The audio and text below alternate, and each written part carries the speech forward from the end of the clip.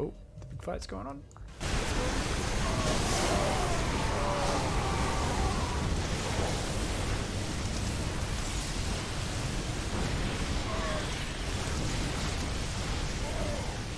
Bigger, faster, stronger, upgraded.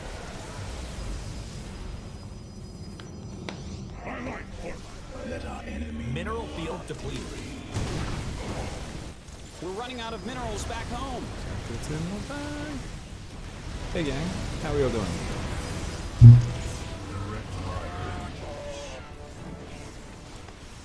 Just gonna be kicking off with some coaching. I was running a little bit late, Mineral field so depleted. I told my student, get in a practice game with your partner.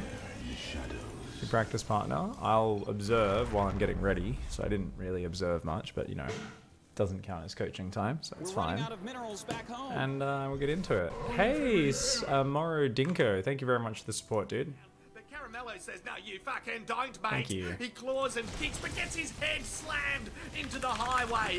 I have Thankfully, with koalas some are already Diamond 1 fucking brain damaged. PvT so coaching, this go isn't go. even a problem. Yeah, no. That should already be updated. Pause that. And let me just empty my tip jar from yesterday. Forgot to do that. I can hear Tempest just winning the game. Don't know about you guys.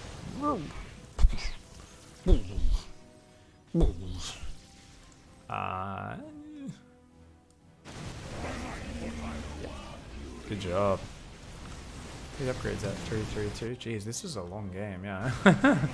Only on 4 bases though, fascinatingly. I love that there's been high Templar drippy drops. Oh no, Tempest! Tempest is so fragile now. Oh god. Why are we still attacking? I'm so careful with attacking. Oh, sorry guys. I accidentally swapped the camera back. I don't know. I'm so careful with attacking. Oh no, Widowmine. Ow. But yeah, I would have a much higher priority on securing like a 5th base and so on at this point. And it's like, you've killed a base, just wait for some more units. You've only got 1 splash damage unit there on Immortal. The rest is just a few Stalkers and Zealots. So we'll see what happens. Observer's moving forward, and that's nice. I guess when you've got this sort of army in your head, you do want to pick away at them, but like just look at how shitty and small this force is. Yeah, it's like once you really need more Zealot warp-ins, more Stalker warp-ins, etc, etc. And no 5th base still. What's the APM? Pretty solid APM. Interesting. I am gonna You're under attack. I was really Siege expecting this game to be done by the time I came and sat down. I thought I'd just have a replay to zoom through quickly, but apparently it's a long one. Okay. Should be much higher priority on 5th, Our forces are under 6th attack. base. What are the army control groups like? Tempests do get their own hotkey, and the rest of the army is on 3, and then High Templar and Prism on 4. Okay. Yeah, 3 control groups. That's all you need for this sort of army. Obviously, Stalkers are low priority at this stage of the game. You micro them through control grouping.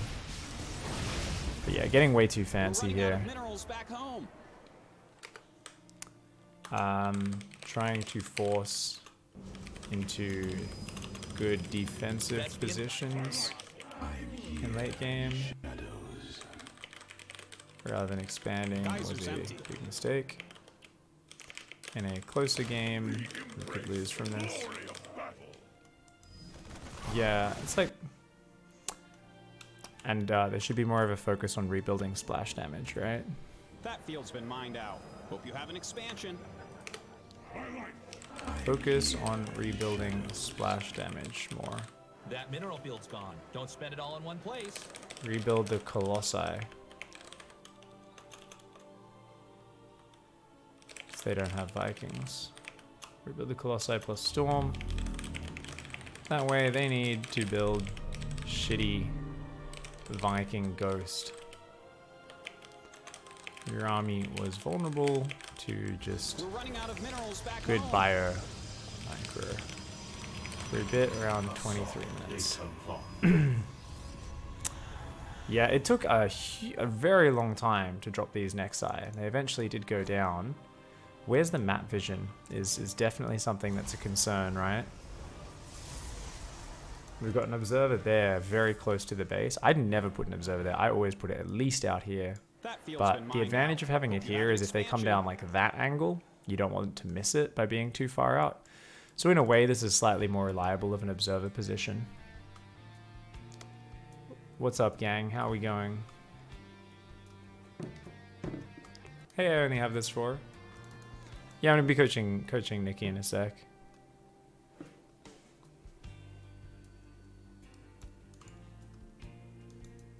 Hey, Sin. Sin, wasn't it you who gifted? Was it you who gifted this? I think I'm trying to remember. We're finally getting around to doing this coaching sesh. There's just a few dudes on the south as well. Yeah, having a lot of trouble like shifting roles here is imperfection. From being the aggressor into defending. When you are defensive, yeah, you want to have a few cannons and batteries with your High Templar, or a pack of zealots and stalkers, because a storm on its own will not deal with that. Oh no. Alright. Only 2 zealot weapons, not enough money, I guess. Alright, what are we doing there? Colossi are coming down. They got added to the army group. DT counterattacks? Yep, that could have happened a lot earlier. Don't ever send all 3 DTs into one base, guys. Yeah, don't. Did split one of them off, which is good. So now we're up to a full prism, a couple of colossi, bunch of stalkers, bunch of tempers. This is a good army. It just there was this like lull in between where Nikki Jane Imperfection did not kind of fix that up. So there's no drop defense squad. That's something which is interesting, right? So in late game, do you have a drop defense squad? I do. I occasionally get rid of it if it becomes very front on. No. Oh, no, we do have a drop defense squad down there. Okay. Should we get a control group, though, for our drop defense squad? Would be awesome if we could. Since in late game, small bio run-bys were ruining us. Where'd those stalkers go? Did they blink back into the main? Or did they join the army or something? I don't know. But yeah, we're taking damage for no reason right now. Like, so here's the mistake, guys. Was on 4 bases like this and decided to take this base, and then has just 1A'd the army up and down, up and down, up and down. It obviously should have been the center base and this base. They're right next to each other, right? Or at least the center base and the top base, and then you push forward aggressively. So, oh man, don't. Yeah. Okay, so it's still an absolutely monstrous army, but Nikki Jane has to keep the stalkers alive. Is one of the big things here. There's kind of, yeah, the stalkers have all gone a bit too far forward. I think there's enough anti-air. It's trying to storm drop, but it's more of a death drop, just dropping the High Templar to their death. And with so little income behind it, I actually think, I can't believe it, Darabal's gonna bounce back. Yeah, wow. Wow. So what happened earlier is Nikki Jane here in Perfection pushed in, destroyed this base, was 4 bases versus 3, but then just kind of sat here, poking in and out and taking these weird micro-intensive engagements without taking a 5th base, despite, you know, the natural and the main and the 3rd all being completely mined out. And it was like 4 minutes later, after losing a lot of units, that Imperfection decided to expand, and then it was the very top and the very bottom. Pulled back, didn't set up a ring of map vision, or split off a defense squad, and then lost all the economy. So there was definitely, you know, I want to hop into the replay with Nikki Jane and go to the late game, and I want to say, okay, at this point, what can we do better? Let's deconstruct the most recent thing first, okay? So that's what we're going to do. I mean, a lot of units are bleeding off for Darabout. No, those units don't shoot up. Go counterattack. Just leave the base. You don't need it. It's fine. Okay. It's going to be a win anyway. Awesome. It's good. This is a good game.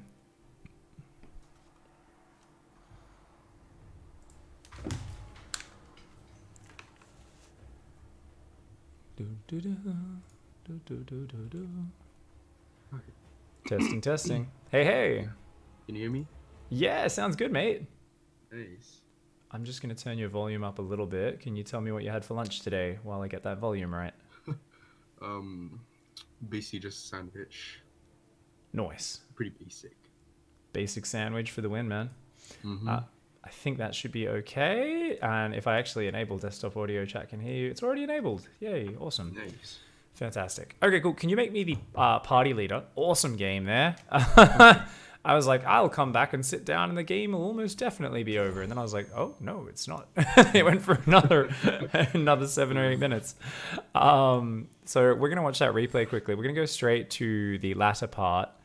And because that's fresh in your memory, right? We can go back and deconstruct it, you know, start to finish and look at different things later. But, I mean, first of all, while I get up to that point, I mean, you're currently, what's your MMR around? Right now it's about 42, late 4.2. Okay, cool. Can you, in the document, while I fast forward that, can you fill out the other little things at the very top? So race, obviously that's StarCraft race, as if that wasn't obvious. But you know, just the time zone and that sort of stuff, just in case we do future coaching, just so it's all there. Yeah, and then tab back into the replay. Awesome. So get back in the replay. Let's talk about your PvT. So I liked your composition towards the end there. It looked pretty solid and stuff. I mean, and talk us through just your general feelings of this matchup. Is this your weakest matchup right now? Yeah, this is my weakest, mostly because of the proxy meta. I get super, what do you call that? Just thrown off whenever, like, okay, I don't see the racks. Where is it? Yeah. Basically those. Do you get a random question? Do you get eBay blocked at all? It's pretty rare. But cool. And with the proxy barracks plays, it's normally them kind of expanding and then doing a follow-up push that kills you, or is it often like a fully committed 1-1-1? It's just the regular proxy racks with the expand. Okay, yeah. So it's the proxy racks into expand that's the main problem. And they're often probably killing you either just by getting ahead in a macro game or doing a big 2-base tank push, I would imagine. Yeah, mostly Marine Tank Banshee. Cool. So, awesome. Proxy Racks is going to throw us off in some games. So that's going to be a goal for today. That's so common in the meta. We didn't see it in this game, right? There was no Proxy Barracks this game. So we'll go back and try and address that later. For now, we get to look at like the more fundamental stuff, right? Like this game, we're not really going to see anything too aggressive out of Darabao. It's like you're both just kind of gentleman's agreement or whatever, you know, sipping tea. There's going to be harassment. Drilling Claws, probably not really the most gentleman's harassment thing. It's pretty brutal if it does get you. Heads up, if someone opens Drilling Claws, they usually die to anything. Now, it's hard to know they're doing that. It's just one of those kind of things you want to realize. So I always like when an opponent does a bit of a weird build to say, let's not get... It's funny because like my whole thing with coaching, one of the biggest things I'm always talking about is like just focus on your own build and your own thing and doing what, you know, your solid thing correctly. But every now and then we do want to swap to our opponent's perspective and say, this is a weird build. The Drilling Claws opening is super weird and it's super weak to a lot of different things. Oh yeah, I see it. He has basically nothing except 3 Marines, 2 mines right now. Yeah, like if you went Stargate opening, you just run in with like 2 Oracles and a couple Stalkers and Adepts. It's like, it's over, you know? You just kill everything if you don't fly into the mines, basically. Likewise, a Prism can do huge damage. So many things can just kill this sort of play. But if they get away with it, and then they kind of, they get the bunker down, they'll get a tank out in the near future probably, and they'll get the 3rd CC. They can obviously stabilize, and the rinse repeat value of these mines is insane. And it's one of these things as well, right? Like it comes in, and I don't think your reaction was too slow here. It was not the fastest, but it wasn't too slow. I mean, we didn't pull all of our probes, which was, I guess, a bit of a problem, but they just burrow so fast, don't they? Oh, man. Yeah. Already. Yeah. So that's a little bit brutal. You can come back from there. It's very important to not take future damage. Because you shut down that medevac, that's key, right? If they burrow, shoot, all load up, medevac's still got 2/3 of its hit points, and it's just sitting in the dead space. And then it just waits for another drop to distract you, and then it'll come back in, and you'll take another round of damage. But this time it's like, okay, this is fine. So, just in this kind of standard game, we see you like opening Blink. Do you always open Blink every game? Oh yeah, it's my favorite for this matchup. Okay, cool. So one of the best openings for its flexibility. However, what is the weakness of it? Do you know any weaknesses off the top of your head? I like to say Marine Tank Banshee off the bat.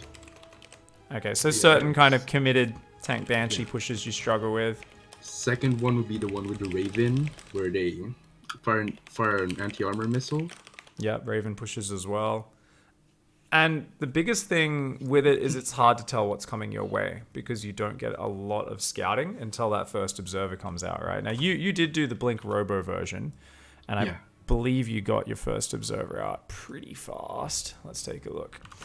Yeah, so basically, if you go Oracle or if you go Robo first, you've already got scouting about 340, 345, sometime around, by 4 minutes, you should know what's going on, right? And it gives you time. If you see, oh, yeah, there's no third CC, they're constantly building Marines out of a reacted barracks, tanks out of a tech lab factory, you already see a tank or two sitting there, and there's a tech lab starport as well. You're like, cool, just make a lot of units. Getting probes on a third is not important. Even getting a third base down is not that important. With a Blink opening, you don't really know what's going on at all until this moment, right? When the observer gets in, which also happens to be around the time Blink is normally finishing in the near future. Your Blink's a little slow this game. Not the biggest deal, just something to note. Because of that, classically at pro play, does this affect us? Does this mean we're not going to do this build? No, we just want to be aware, right? This is just all kind of knowledge, right? 3cc openings. We will see pro gamers, when someone's reliably doing Blink, they will mix in a hidden third command center really early. And the Protoss player will have no idea that's what they're up against. And they'll be playing, and we've even seen, I think it was like Maru was doing this at some point early last year, where he would like make it, he'd put some tell that made it look like it was something scary, and you'd see the Protoss being like a little bit careful about probing their third.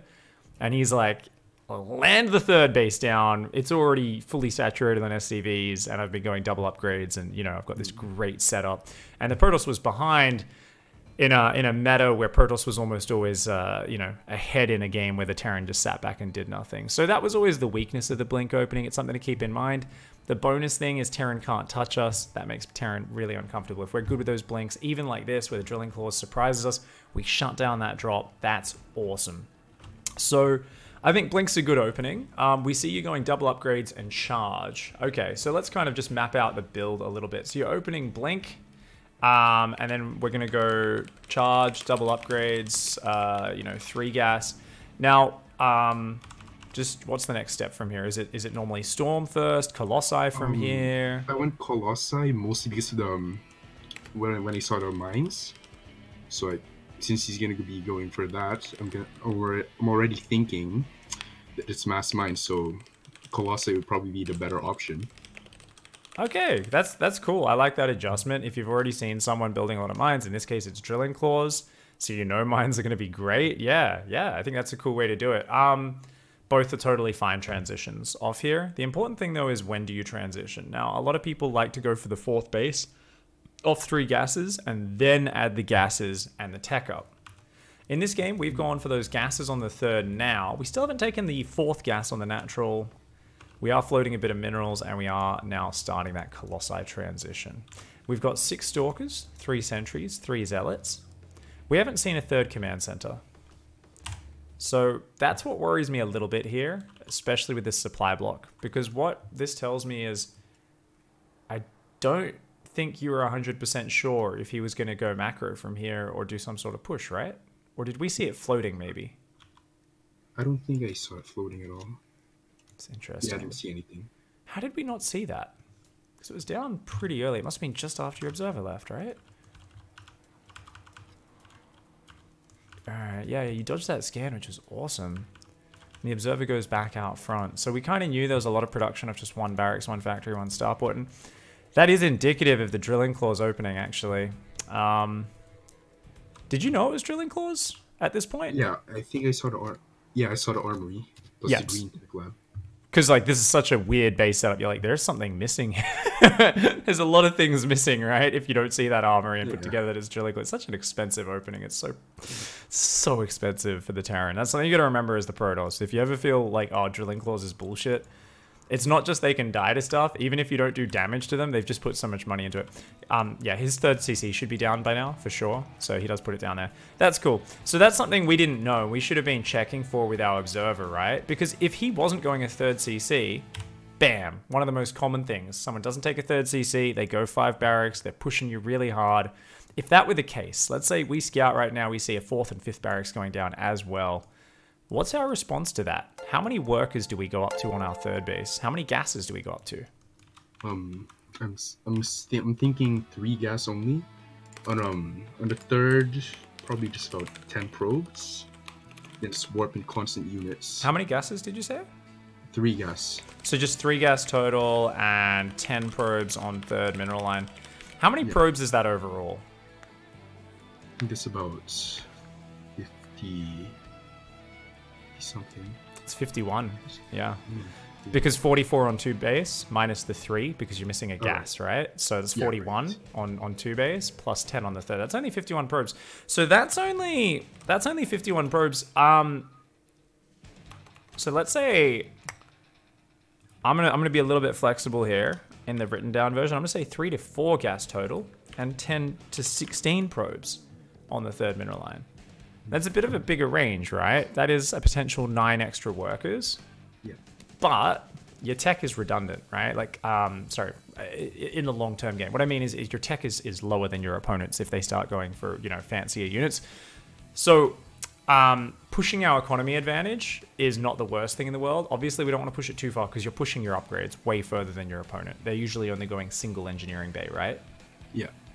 So that's something we got to keep in mind is like, okay, well, if we're pushing ahead in upgrades and we go Colossi and we try to fully saturate 3 bases, obviously it's like we're just stamping our own death sentence because we're like, I'm going to get ahead in everything except army. When I know my opponent's going all in on army, this is, you know, terrible, terrible decision making to do that. So I like what you did. I just think it's erring on the side of over safety just a little bit. So don't be afraid to fully saturate that third mineral line. If I wanted to commit really hard to that, what's a way I could simplify that, right? So what's our reaction to that? I would say go 10 gates, go 10 gates. If you're doing it on 3 gas, get the full 16 probes on minerals, go 10 gates. And the idea is not only are you looking to receive their attack, but you're also looking to do your own huge attack, either when your opponent moves out to take a third or right after crushing their move out, right? You're kind of like, oh, cool, they get to your third, you come in with this gigantic Zealot Stalker flank, you kill everything, you just go across the map and win. And it's only after you win a fight that you transition, right? That's kind of the idea in your head, is like, it's like, after I crush a fight, I add gases, 4th base, splash damage. Cool. Just wanted to get that in there because you didn't go back in with the Observer. That technically is something where I'm like, oh, maybe there's a structural weakness where you forget to double check. Now, the reason I'm not saying it's like this is a terrible mistake in this game is very clear. It's because your opponent opened drilling claws. And you knew from your earlier Observer Scout, Stim was going to be so many minutes away, right? Your opponent wasn't building tanks early. It was just building single mines and medevac. So basically, there was so much information telling you you didn't really have to worry too much about what was going on in the game. And that definitely is a thing. Now, I personally always go for the structure of 4th base off the 3 gas. Then I add the tech and stuff. You do it whichever way works for you. You're currently going for the splash damage fast. That's good. But one thing I did notice in the later game was we did take a very long time to take our 5th base and our 6th base. And that was actually our undoing in the late game of this match. Later on, as we'll zoom to in a bit, is not just when we took them, but also how we took them. Positionally, we took the 2 most exposed expansions, and that definitely hurt us quite a bit. So we'll get to that bit in a little bit. So you're going into Colossi now. Do you normally get a second robo with this? No, I don't get a second robo normally.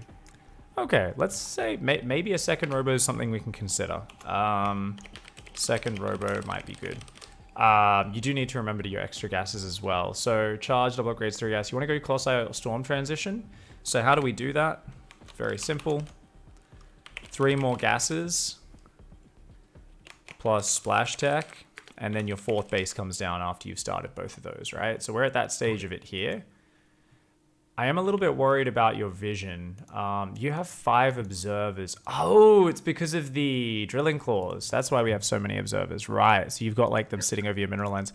Really cool thing is definitely try to, you know, try to replace those with cannons, because like it's just your map vision is so sparse right now. That's what really worries me in this game. Is like 1K, so I can just spare the minerals for those cannons. Exactly. And like, and that's only if you're worried about it as well. Like, the thing is, there's also like that flexibility, right? Where it's like, I love that you over defended against the potential of drilling claw drops, because that's what people do when they go drilling claws, right?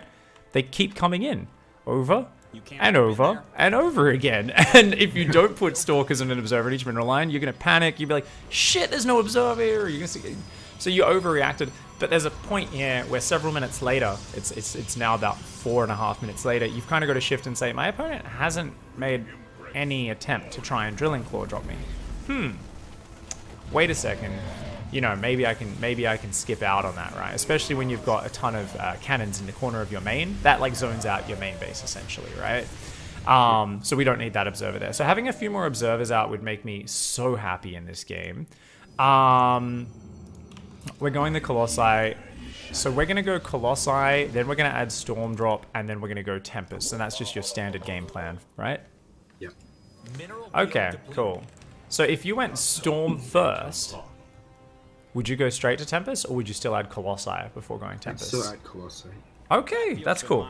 Add Unless, the like, other they're going splash. for super early lib range, or I see they're massing libs already. Tempest next. Okay, cool. Yes. Yeah. If they're already massing libs, obviously you rush up to those Tempests. If they're massing siege tanks, also, right? You don't need Colossi and Storm against a person who's got 14 siege tanks. It can work. Definitely can sometimes, but, you know, better to get the Tempests out against those turtle tank players.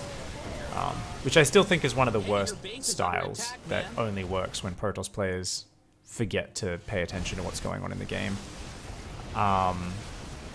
But a lot of Terrans will swear by it because they get addicted to not being killed, which is what siege tank style does. Makes them unkillable on the defense. The problem is that it gives the Protoss all the time they want, and that's what we love, right? We want to just get up to all the tech, all the Storm, the Tempests, and all the good shit. So, let's take a look at that engagement real quick, since this is a pretty important engagement. This is definitely one where, you know, not having that vision is so huge. If you're ever out of observers, or vision, by the way, make sure on everyone's camera. Yeah. Pylon.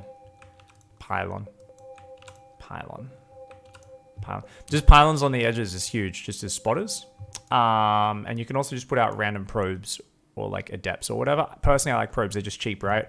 I'll just put random spotting probes on the map. Seeing where their army is huge. Because your army versus his army, like, who wins this fight? Like, you're massively favored in this engagement if he's not, like, perfectly set up, right? Yeah. This is also an anti-timing. Darabao, thanks for hanging out in chat and obviously getting some advice as well. This is the worst time for you to attack as the Terran player. Not Liberator is finishing, but you've only got 2 Liberators here. Whereas if you get 6 or 7 Liberators, the power spike is like exponential. So it's great as a distraction, and it actually works out okay because, oh, that didn't go in the mineral line. Always got to make sure those counterattacks run in the mineral line. I love the split attacks though, and I love the positioning. Like the mines are good here. It's just, yeah, if you wait for 6 or 7 libs, it's so much more powerful. Like, and that's where you would have just lost the game. Imperfection. You would have been unable to break this, right? Even if it was 4 Liberators, you'd probably be dead, right? The power of like the range lib and, oh, I've got 6 or 7 libs out is so huge, but we see so many Terrans not respect that because this is not hating on you, Darabao. This is just talking about how Terrans think, because I am also a Terran. We get emotional, and we start just kind of going, I gotta fucking do something to the Protoss. He's gonna get out of control, and we throw our armies away at the worst possible timing. We see Terran players constantly attack with bio into mass charge lot right before they get 6 or 8 or 10 Widow Mines, where the Zealots become pretty shitty units. We see people attack with 2 to 3 Liberators right before they hit Librange and 6 or 7 Liberators, where the power spike is incredible, right? So we often see Terran players not really thinking about just how powerful their army is. And when you look at how a Terran army works, it's about it sieging up, it having these glass cannon units, right? And this is really important for your understanding as well, Imperfection. If they're sieged up, high damage, low hit points, if they're all in the right positions covering each other, it's this beautiful thing. But often what we see is players not kind of getting that proper setup, and the army just gets absolutely ravaged. And that's why map vision is so important for us as the Protoss, because we need to stop them getting that setup. Even if they're going for the right army, we need to, like, your army, back with that push, if you engaged him in the middle of the map, it's an A move moment for you. Like, think about this, these armies, like, you see that, all you do is A move towards that, and you got a big smile on your face, because you're just like, oh yeah, Guardian Shield, A move. Maybe you focus the Colossi on the Widow Mines, especially if they're in a clump. Because obviously that's going to be good, especially if you get them before they burrow, that these are Drilling Claw ones. You don't have the Prism with Storm, which is a shame, because you showed you were really good with that. You don't actually have Storm at all yet. That's not started, fair enough. But yeah, this army, like, you're just going to wreck that army before it gets up. And then obviously you can blink forward and focus down libs. So you've got to be able to move out and engage Siege Tank and Liberator armies before their siege, slow them down, and screw them over. Now, let's imagine you weren't getting pushed here. At some point, we do want to go touch up the Terran. We don't want to just leave him in his corner of the map either, right? Do you have a set moment where you feel so confident in your army that you do that? Is it when you've got the Storm drop ready, or what makes you feel good to go across the map in this later game stage? If he already has libs, I usually want to wait until, like, what, 5 Tempest before I push out. If there's no libs and he's just going bio, mine, tank, whatever, I want to, like, just have a second Prism on the map, just pressuring his main, killing production. But what I struggle against is when they really commit to missile turrets later on when they have the money, and they're like, they can't just do any damage at all. And their forts are planetary, so pretty much every kind of a counter I try to do is pretty much shut down unless they bring the entire army. Okay, so verse heavy libs, you want to wait for Tempest. Now, before you commit to a big attack, absolutely down with it. Don't headbutt into 6 Liberators. You should still be attacking, though. It's not a committed attack, but it's more of a, you're out on the map, not just creating map control, but actually finding angles, right? Yeah. The amount of stress a Liberator Terran feels when your army is rotating between their 3rd and 4th base, even if you're not committing, you could literally have just set up your army on a shift-click move pattern. They're like, fuck, unsiege all the libs on this path. Crap, he's rotating. They're unsieging and, like, running to siege up on another angle. So like you could be doing that, like, here, and then coming around to this round, and they're just sieging on one side, sieging, and they're like, ah! And this just gives you so much control over what's happening in the game. That's also where map control is very important, right? Like, the top side of this map, we have no idea if there's drops there, so having pylons or an observer up there, an observer in the middle of the map, we'd feel more safe moving out and doing that. But we should have been doing that already. Once we said, hey, I've got a nice Colossi army, let's move out. We've got 3 full energy sentries, a good amount of stalkers, some charge lots in there, good upgrades. That's an army we should be roaming around the map with. So when do we move out and attack? So I would say by default, once we have 3 Colossi and good supporting gateway, we should be looking for, you know, edges, right? Now, what if they have Heavy Viking, right? If they've got Heavy Viking, you're like, oh shit, like Heavy Viking / scary army, we might want to pull back, right? We might kind of say to ourselves, okay, pull back, wait for Storm, then continue, right? Depending on the numbers, always, right? Sometimes, just by moving forward, their Vikings get in front of their army, you snipe 2 Vikings, you rotate to another angle, you snipe a Viking, suddenly your army is unstoppable, right? Just by killing a few Vikings before the fight starts. Verse heavy libs, same sort of thing. What are we gonna do? Not necessarily pull back, but just rotate.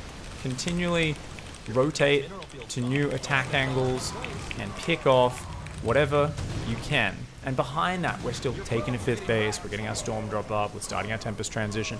Whenever we feel like we don't have the APM to keep looking at our army, because it's stressful moving it between attacking pods, we just click it back to the middle of the map, right?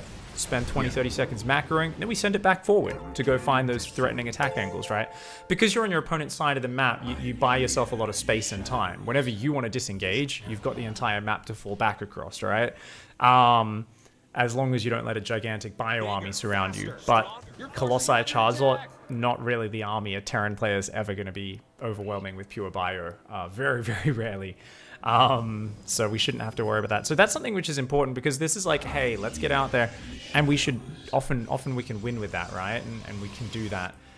So I want to kind of point this out, because I do feel like, you know, even though you said, oh, if they've got a lot of libs, I don't want to attack Tail Tempest, I want us to be very aware of the fact that we can go kill a Terran player, because I do feel like we got stuck in a defensive stance a little bit too much here, where you had some great defense, you had some great moves, but I think if we at some point in your play practice a few just decisive timing attacks where you're like, nah, I'm always going to hit with my first 3 Colossi, 10 gateways on 3 base, just Bacon Zealots, Stalkers, Sentries, and I always commit to this attack.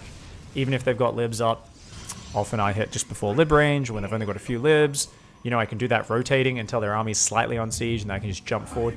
And it just gives you this confidence in attacking, which a purely defensive Protoss player loses. Because over time, you're committing to defense so much that when you do choose to attack, you're just not as good at it.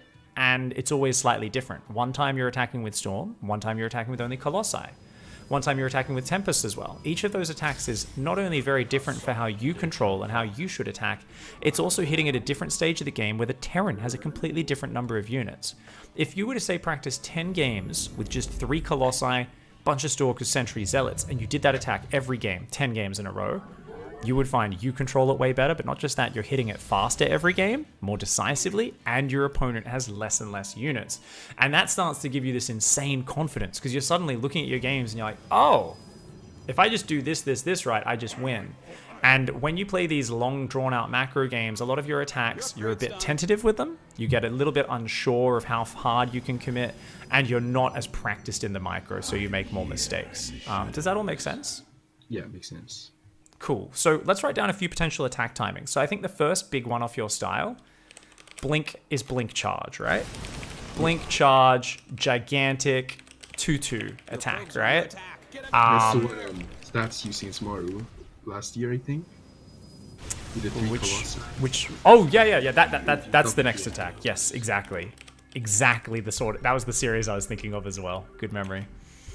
3 Colossi Sentry Stalker timing attack off 66 probe 3 base. So with the Blink Charge 2-2 attack, that one is that's like earlier, right? That's no Colossi. So Blink Charge 2-2 attack is just 3 gas, right? So that's a 3 gas 3 mineral line attack, which is 16, 16, 16, 48 plus 9 is 57 probe, right? 57 probe timing attack. And you know, you could say lots of chrono on upgrades is a point, 10 gateways or something like that, and we could say like, oh, Prism hits main whilst main army hits front, right? And that's just the way you always do that attack, is like, you maybe don't even have a second Prism, it's just the Prism always goes to the main army hits the front. They almost never have a turret ring up at that time because it's so early, and that's good. 3 Colossi Sentry Stalker, that's another timing attack. And I guess the next one would be Storm, right? So Prism, Storm Drop. So Storm Drop plus Colossi Gateway, 3-3 timing attack. Awesome. So I think a great idea there is practice one of these repetitively to get really confident in your micro. And I think that's like this really good thing you can do. Just give yourself some repetition and punching a Terran in the face. And the first times you do it, it won't work, right? Because you'll just not be as used to it. So you'll like hit when there's 7 Liberators sieged up with like lib range done, and you like walk into it with Colossi Stalkers, and you're like, oh, this is shit. It's important to remember you fucked it up the first time. We expect you to fuck it up the first time. It takes practice. Once you get the timings down, you shave a few seconds off here and here, the opening's a bit better. That's obviously when we start to get it together. Don't fall into the macro players problem of any attack is a gamble. If an attack doesn't work, it's bad.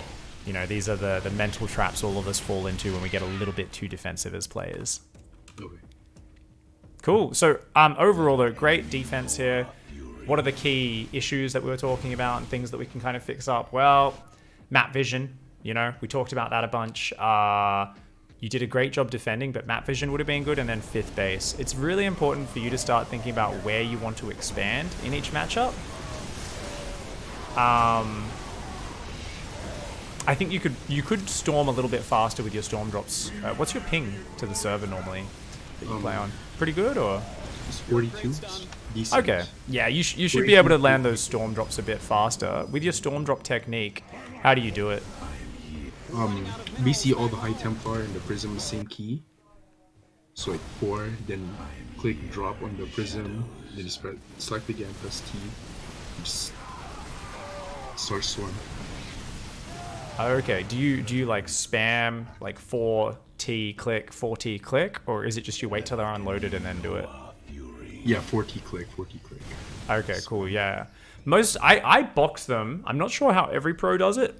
I have seen quite a few of them box it, but as long as you do that quickly, there's no reason that shouldn't work, right? We took just an extra half a second there. We should be like spamming the 4 like kind of like already ahead of time, whereas I felt like we just took an extra half a second there. We didn't need to, and I think you've got the mouse accuracy from everything else I've seen you do. I think you've got the mouse accuracy to do it and stuff, where it's just like, yeah, we should be just like 4T click, 4T click. So we just could have been down, and even half a second makes a big difference there. It was still pretty good, but there was definitely a fight later on. I mean, everything was going messy later on, so it's more excusable, of course, but there was a fight where you missed like a ton of storms, and I don't know if you were watching it or not, so it could have just been a one-off mistake. But at this point, we've won the game. Fantastic, you know, choosing to continue to push here is great. This is awesome. Unfortunately, you know, we do lose a few Tempest and Colossi there, but that's okay. The problem here is we get a little bit excited. So, we're warping in Stalkers on the Prism. We're gonna move up. Well, we're taking a while to push in here. We are taking a while. And that's something which is a bit of a problem here. Finally, come on, move forward. So, I think we could have pushed in a little bit faster. Were we just waiting for the Tempest? Is that what we were waiting for there, or? Yeah, I was waiting for Tempest. Yeah. Ooh, those storms! You actually missed the Vikings partially. Remember to aim for those flyer helpers, because you were aiming really above those. Like, you were barely hitting those Vikings even on the last storms. Really make sure you always hit the flyer helper. Anyone who's watching the stream, if you don't have this thing underneath flying units, go into your settings and turn it on right now, because the perspective is obviously not top down. And there once again, yeah, we saw another storm that was a little bit more on the graphics of the Viking rather than the flyer helper. So you always aim underneath the units. Still, nonetheless, a pretty decent fight. At this point, we're still at the point where like this is worth us forgetting everything else in our game to keep pushing, right? This is awesome. But there's a turning point somewhere here. And that's what we want to be interested in, right? Because this is something, you're doing huge damage, you're smashing it, you're smashing it. You've just killed 2 mining bases, wiped out an entire army. But at this point, does it make sense to keep pushing up a ramp into lib zones? We don't know what's up that ramp. Oh no, not at all. Not at all, right? Because we don't even need to do damage. Even if he has this left base, which he does, we don't know it at the time, but even if he does, who cares, right? There are so many better ways to get ahead right now, because what's the most important thing, and what is the most #1 problem Protoss players make, and I do this a lot, and since I started honing in on it, I've done it a lot less because I got angry at myself for it. You're not looking at your army and thinking about what's in it. I don't think you've got much storm energy left in those High Templar. You've got 1 orange Colossi, a couple of Zealots, a couple of Stalkers, a Red Hit Point Immortal, and a Tempest. The most important thing in your army, what is the most important thing? Imagine your whole army gets eradicated. What's the most important thing PvT to have in your army once you've got all the tech available? The Colossus? Splash damage, right? Yeah. Colossus is the most reliable splash damage, so yes. Storm does do the trick as well, but it's basically, yeah, reliable splash damage. After you've taken a lot of fights, it's easy to think, I've got a lot of High Templar, I'm good. I did this recently against a Zerg where I had, he remaxed on Roach Hydra and killed me. And I was so upset because I stayed on creep thinking there was no way I could possibly lose this game. And I had 6 High Templar with 70 energy each. and not a single storm. And it was like a Roach Hydra remax into like 10 Immortals and a bunch of Archons and what should have been Mass Size Storm as well. And I got killed. And I was like, are you serious? I was like, oh! Always check your splash damage. You know, every time there's a fight where armies reset, what's the first thing you do? You remake High Templar, you remake Colossi. So you've got to really kind of make a mental note here to do that. So it was about 20 minutes. We should have pulled back and checked our army. So that's the check you want to have, right? So first things first, we killed 2 bases. We got huge damage. No need to press further just yet, right? There's no need to go, oh, I need to finish the game. If you were at 20 probes and you had no mining bases, I'll keep going for sure, right? You're all in, but you weren't, and that was the problem. So no need to press further. Check your army. So what's the priority? Splash damage, we need to rebuild. After that, I would actually say Zealots, like tanking and supporting units, right? So that's going to be like Zealots, Stalkers, just because we need general AA. So you always need at least like, what, 7 or 8 Stalkers in your army, right? And then Tempests is actually probably the least important thing, right? We get so focused on it because it's always the cherry on top of the cake. But it's only important if we've got the Colossi, the Stalkers, and everything else underneath it. You don't necessarily need Storm, but you're a Storm player, so that's fine. Like for me, I play Disruptor, Colossi, Disruptor, Stalker, Tempest. It's the exact same thing. It's just obviously I need to be much more on point with focusing down Vikings with my Stalkers and pulling my Tempests back, or I get punished really hard. With your style, you don't need to do that, because if they jump forward to kill your Tempests, they're eating Storm. The Vikings are just getting smashed, and it's okay. You can kind of trade your Tempests out, but you need all of that stuff in your army, right? So that's really important, is this sort of mental check as a Protoss player. Pull back, check all of that stuff, and make sure you're really confident with that. The next thing is we should also expand, right? Yeah, that's a big problem of mine. Most of my PvTs never go past 4 bases. We're running out of minerals back home. And this pretty much happens like most of the time, where like I committed so much and then suddenly I'm left in a low econ situation. Yeah. You kind of would want to stay preferably at about 70 probes, right? Yeah. You see a lot of the top level guys get up to like 85 and they're just plopping down cannons everywhere and stuff, but let's be a bit more realistic with ourselves and say, hey, having a bit more army value is probably more important for us. And that's really big. So yeah, like at this stage, you see it's like, man, if we had a few Colossi in here, this would be so big, right? And once again, map vision's really huge, because we don't know if he's going to come across. And if we could just get a few Colossi, we can go back to just running around, picking off bases and harassing our opponent and stuff. So yeah. And then we took the bottom and the top base, and this is just a disaster. Because as you said, you haven't played this stage, you haven't thought about the bases too much. In hindsight, we probably should have taken these 2 bottom bases, right? The middle base and the bottom base, or the middle base and the top base, but definitely not 2 on completely opposite sides. Because we just can't defend both of them very well, right? So take a 5th and 6th base, try and make sure they're in the same location. We should have taken these about 4, potentially 5 minutes earlier. But not just that, once we're in this position, even if we had better map vision, we should still have our units spread out, right? We should have a drop defense squad. So you've got a squad of Stalkers in your main base. You don't actually have a control group for those Stalkers though. So definitely something you might want to look at is getting a control group for those Stalkers, just so they can easily be controlled. Like right now, you see they're just kind of chilling in the main.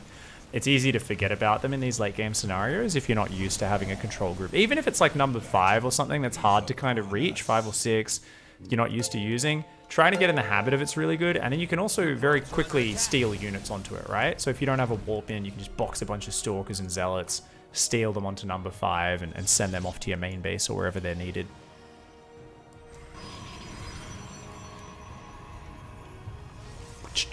So yeah, unfortunately, you know, we give Darabao the chance to land like 3 bases here and then just do these beautiful little run-bys on the north, run-bys on the south, Liberator on the north, run-by here, run-by there, and gets back in this game. So, you know, that's one of those things we go, okay, cool, if we just expanded in the right locations, rebuilt the Colossi, and then just kept, you know, using our advantage, using our aggressive positioning, that would have been fantastic. That would have been great. Here we see a storm drop where we're a bit slow, but as I said, it was a chaotic situation, so I'm not going to say that's necessarily a structural problem as much as it is probably a panic problem in that scenario, which happens. Yeah. So I think in the late game, just try to think about where you're expanding on these maps. Rebuild your splash damage. One of the best things to pay attention to when you're watching the next PvTs you see in GSL. Protoss players, the best ones in the world, are so good at moving forward and not committing. They'll be like, when they're in advantage, like you were at that base, they'll kind of keep zoning around the edges without overcommitting. They'll pick off units. And it's easy to focus on that. The important thing is they're expanding and probing and adding shit behind it. And they're using their bonus APM to pick off those units without committing. For us, totally okay to just disengage at that 20-minute mark, pull back, rebuild, and then get back out there and start picking at them. So I think this is awesome because we've just kind of bloomed through so much theory. So let's hop into one more game with your practice partner. I'll let you host up. And I'm going to write down a ton more notes. I might speak in your ear a little bit, try and tell you, you know, do this or do that. Deribal, mute the stream, because I'm going to tell Imperfection exactly what to do. And I don't want your opponent to know and blind counter it. Do you mind if I mute myself for a bit? Sorry? Do you mind if I mute myself for a bit? Ah, that's fine. Just before, let me give you the game plan. You can mute yourself when you're in game. Or do you need to like jet for a second or? No. No? Okay. What timing attack do you want to do? I just want to confirm that before we get the game started. So I want you to do one of those timing attacks. I don't want us to just go to super late game and sit back. We want to take control. Charge 2/2. All right, that's good. Start with the first stage, right? No splash, blink charge. How many probes? What was that? Huh? Three gases? And three how many gas, mineral? 3 fully saturated bases and minerals. Hells yeah. How many gateways are you gonna go? 10 gates. Sounds good.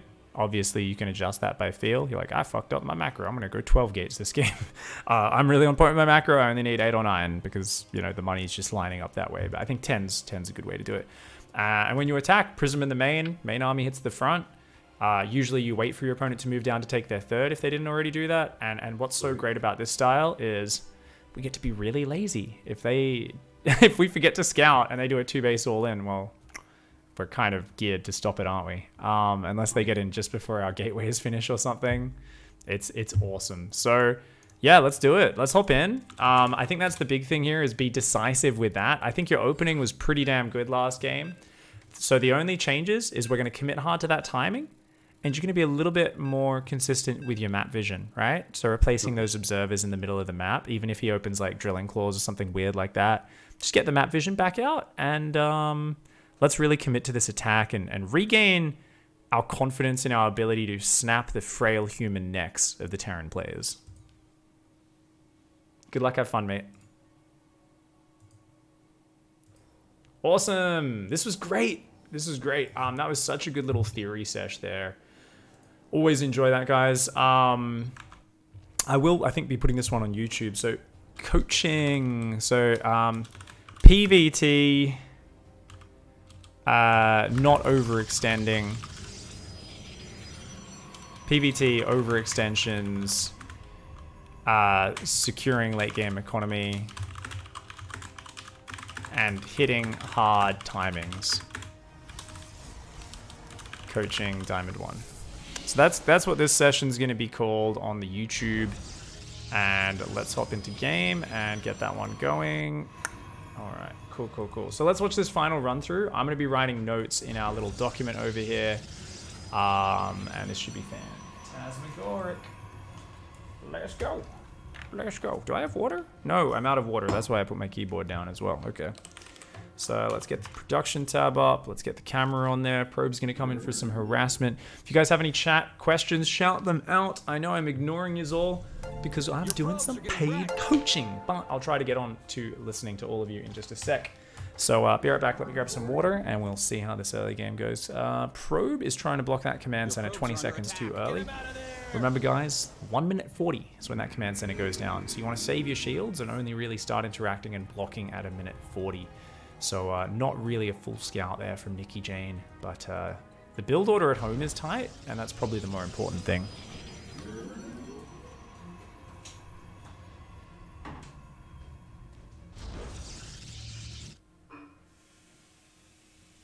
Your probes are getting wrecked.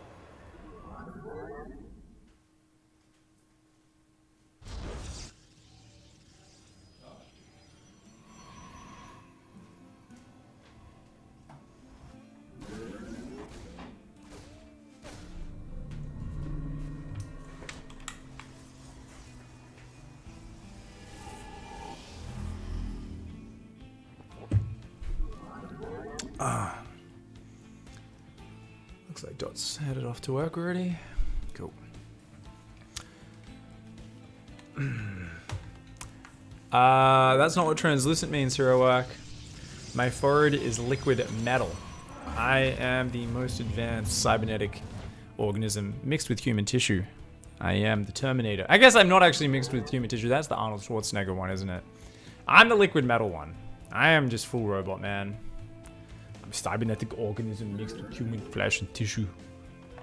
But I am a Terminator, so don't be hating. Don't be hating, man. Don't be hating. My man. My man.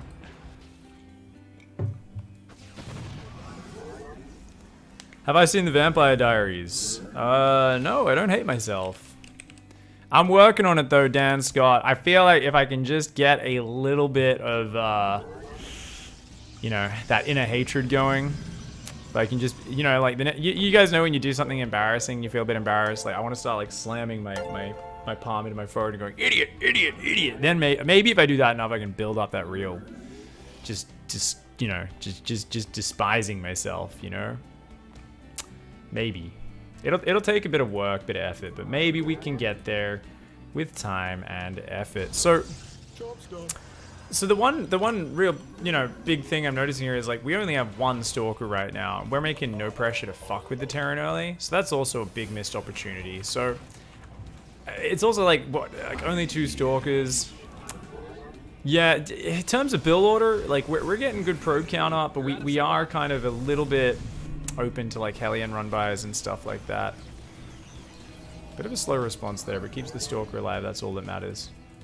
Cool. Cool.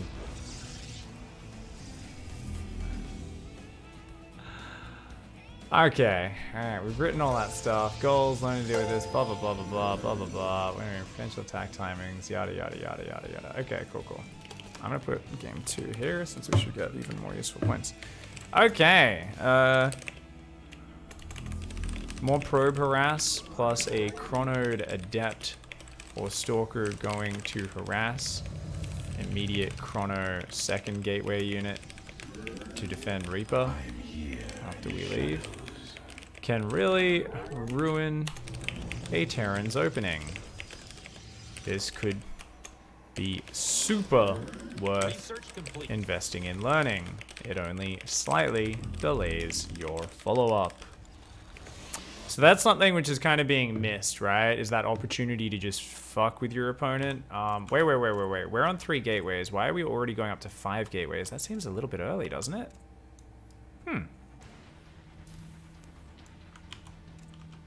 Yeah. Like, these Stalker weapons and stuff are pretty slow. I also, yeah, I don't know. Okay.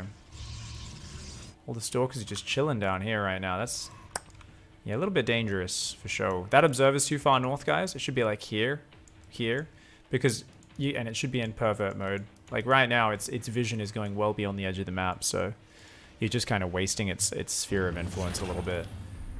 Nonetheless, there are 3 more gateways. That's going to be 8 total. Needs to really chrono the shit out of these gates, and yeah, a couple more probes is totally fine.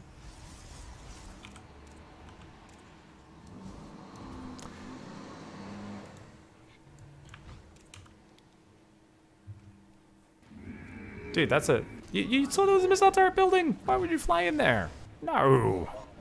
That wasn't smart. Oh no. Only now building extra observer. That's alright. A few more gateways would be good.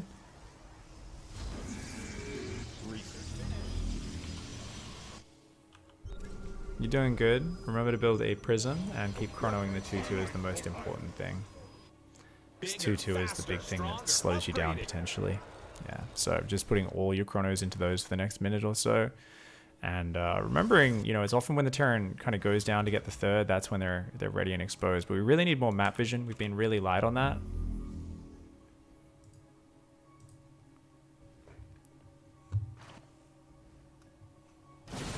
No, don't take that fight. Guys! What is the most basic instinct you should always build? Wait, wasn't that a movie? Basic Instinct? Wasn't that like really weird and erotic or something? I never actually watched it. I just always see references to it. The moment you are surprised by any army, you run the fuck away. This is like your default reaction in StarCraft is run away from your opponent in every single engagement. The worst thing you possibly do is take a terrible fight, so just be really careful with what you do.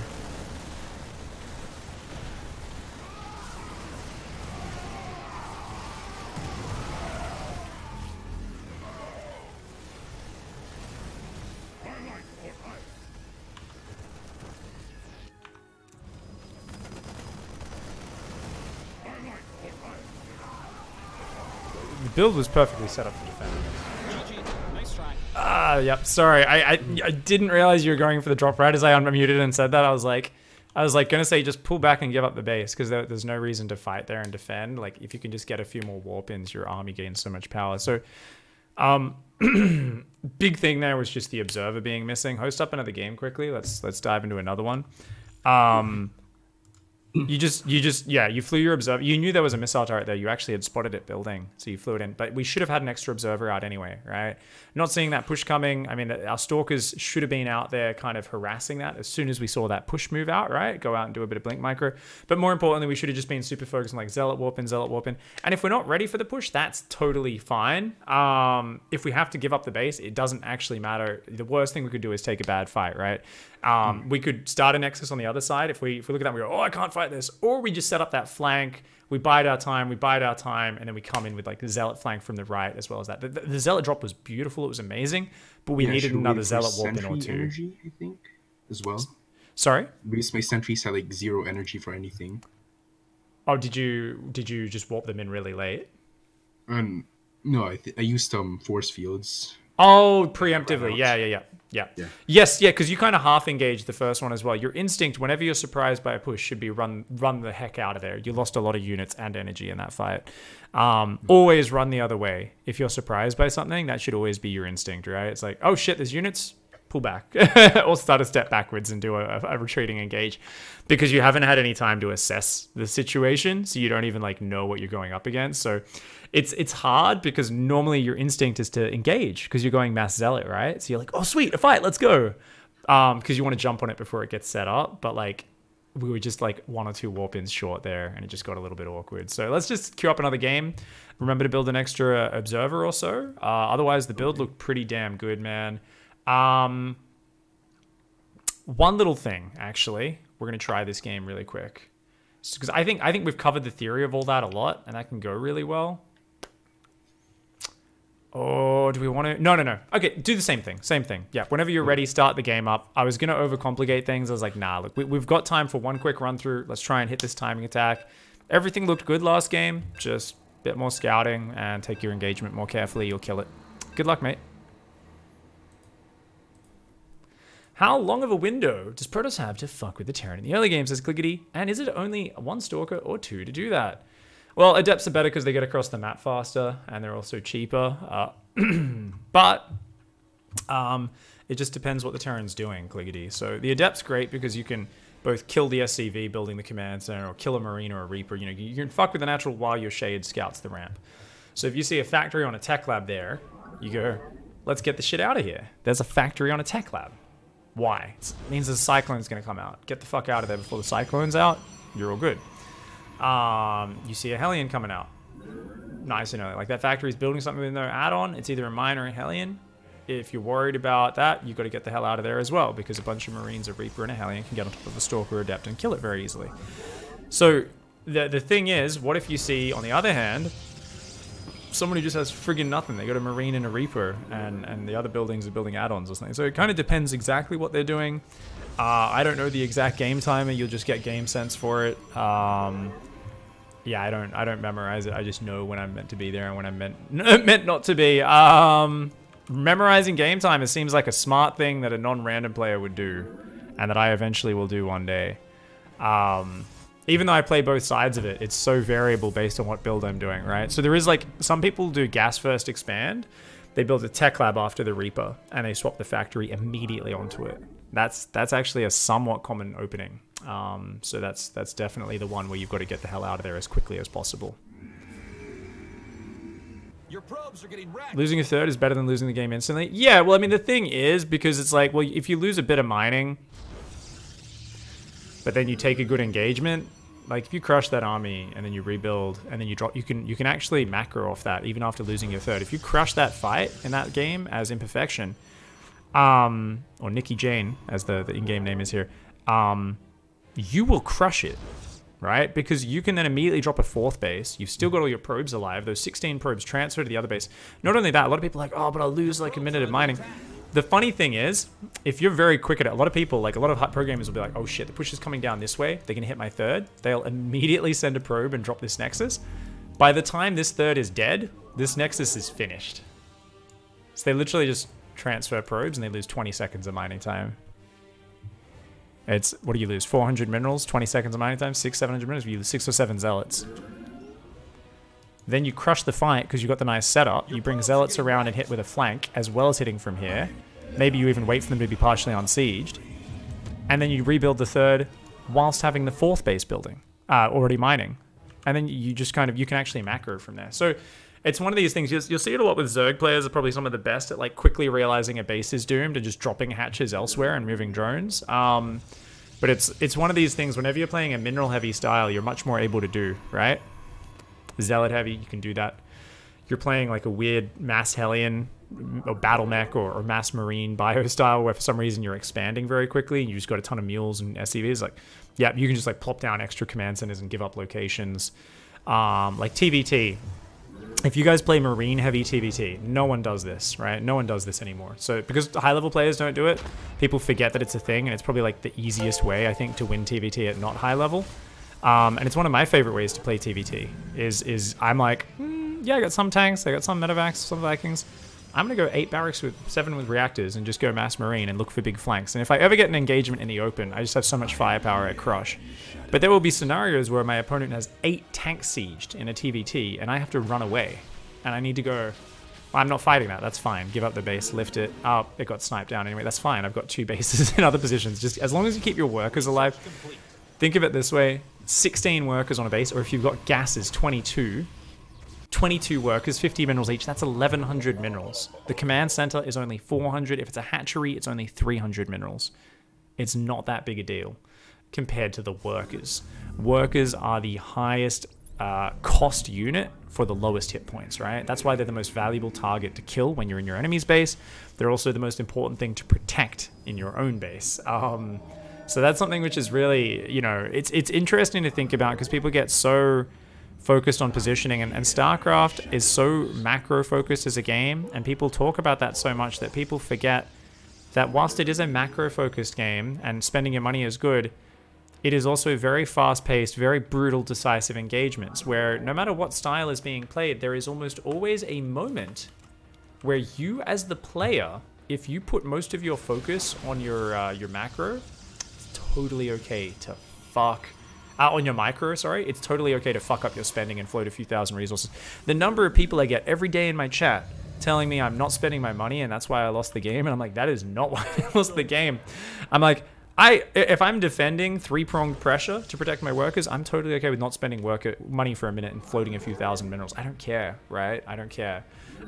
So when I see players who have half or a third of my APM freaking out over floating 1,500 minerals whilst there's big engagements going on, I'm like, dude, you should be floating 3,000 minerals. You should be focusing even more on taking these engagements correctly. You know, right now you're not doing that. Now, right now, what the fuck is Nikki Jane doing? You haven't seen that observer. You haven't seen that drop leave natural.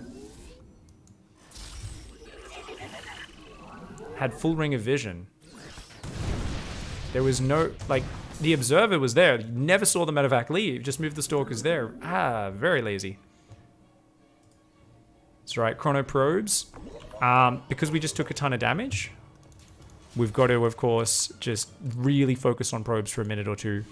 Chrono them out. You've got your upgrades on the way. Your gateway count on the way. You're doing good.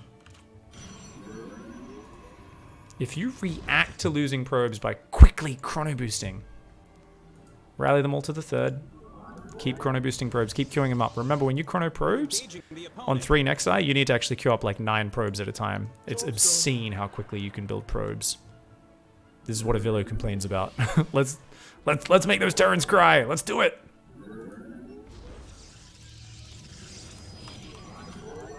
Come on, I know the Terran players do not enjoy the fact that the Protoss and Zerg can just replace worker harassment. I know, because I am a Terran player. Terran player as well. And it's frustrating when you kill that many workers and you think, oh sweet, we should just win this game.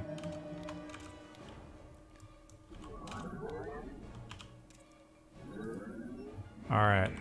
Yeah, we don't need any more probes because we took a bit of damage, so we're going to stop here and just go Zealots. Of course, as your gateways are finishing, your production's amping up. You need to build like 7 pylons to make sure you don't get supply blocked. Sounds silly? I'm not exaggerating. Yep, start 2-2, make 7 pylons, and just keep making Zealots here. And ooh, here he comes. Get set up, wait for your Zealots. You need a lot more warp-ins before you fight this. So, guys, he should be moving his Stalkers out. He should not be moving the rest of his army out. It's a bit slow to retreat. It's not the worst, and taking down these rocks is awesome. But yeah. More Zealots, Chrono Gates, more Zealots. And remember, you can pull behind your Nexus, you can set up a flank. You've got this, dude. I am here in the shadows. Just warp in more units. Just warp in more units. He's got it, he's got it, he's got it. I'm not gonna tell him what to do. Yes, yep. Just pull the probes away from the auto turrets. Good. Big dick plays. He can crush this army. Yes!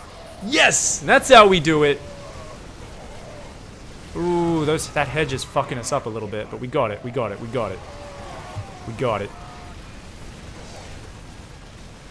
Oh, he's move commanding! No! I thought he had it. But yeah, he got his units all derped around that hedge because there was only one Marine that he could see through the hedge.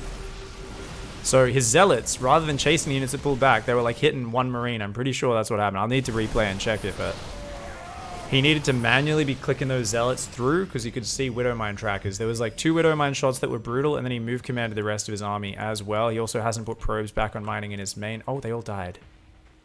Oh, those Widowmines must have refilled. Oh no, that sucks. And now 2-2 finishes. Ah, a little bit late on those. That's sad. But yeah, was close to crushing this. Was close to doing it. Not quite. Losing the probes early was not good. We've also been giving this Terran player just, you know, obviously free reign in these games. You're going to play against players who play a bit weird. I haven't really been focusing on the opening efficiency or anything like that. We're going to finish up the coaching now because we are out of time. But, yeah.